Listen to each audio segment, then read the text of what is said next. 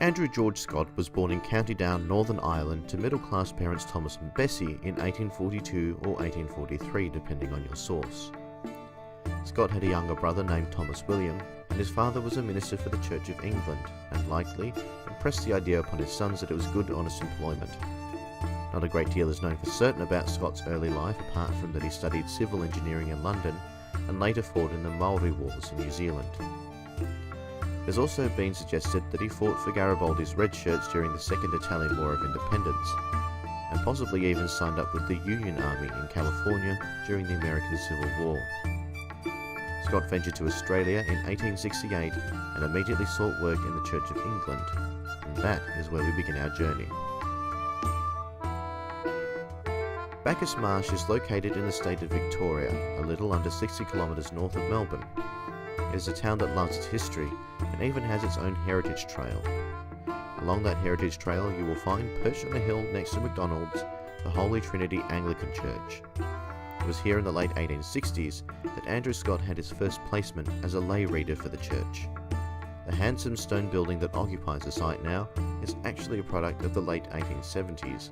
The original ironclad prefab structure that was no doubt unpleasant in the summer was disassembled and used for scrap in 1877. Nicknamed the Iron Pot or Iron Church, Scott's natural gift for oratory drew in crowds in triple figures. He left an excellent impression on the locals and his colleagues. The Reverend W.H. Cooper described Scott as a young warrior who now has a firm grip on the sword of righteousness. However, Scott's friendship with the Crook family, who were well known and respected in the town, resulted in some controversy when young Robert Crook was accused of horse stealing, and Scott came forward to provide an alibi. There was conflicting evidence, but the case against Crook was dropped. It wasn't long before the Bishop of Melbourne saw fit to shift Scott to less cushy environs. About half an hour away further north is the tiny town of Mount Egerton. Established in the 1850s after gold was discovered in the area, Mount Egerton was notable for the Black Horse mine, of which only the gold battery remains now. When Scott arrived in Mount Egerton, he struggled to make an impact on the locals.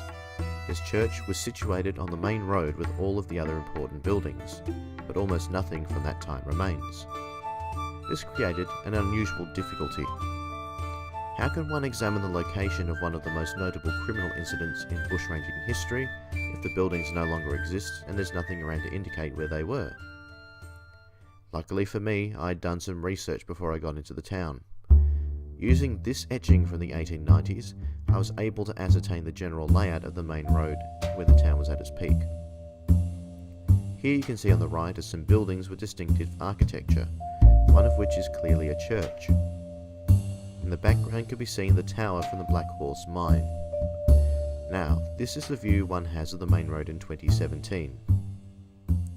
The school is the only building that seems to have survived. Its facade is clearly different than the etching, an extension appears to have been added to the front.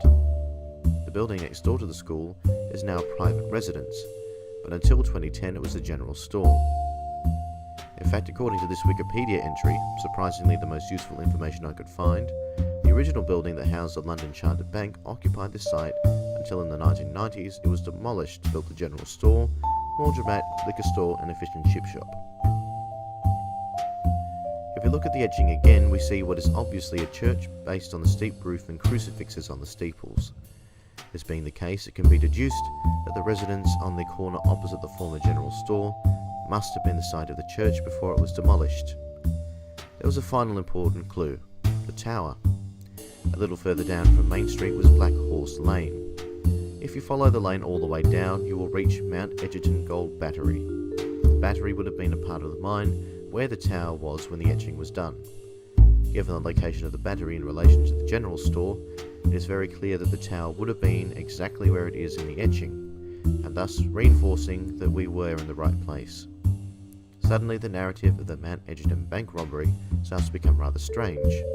Given the new insight into the layout of the town and the buildings involved in the event, as well as the known relationships between Scott, Ludwig Brune, the bank agent, and John Simpson, the schoolmaster, it seems increasingly unlikely that the robbery was committed by Scott acting alone.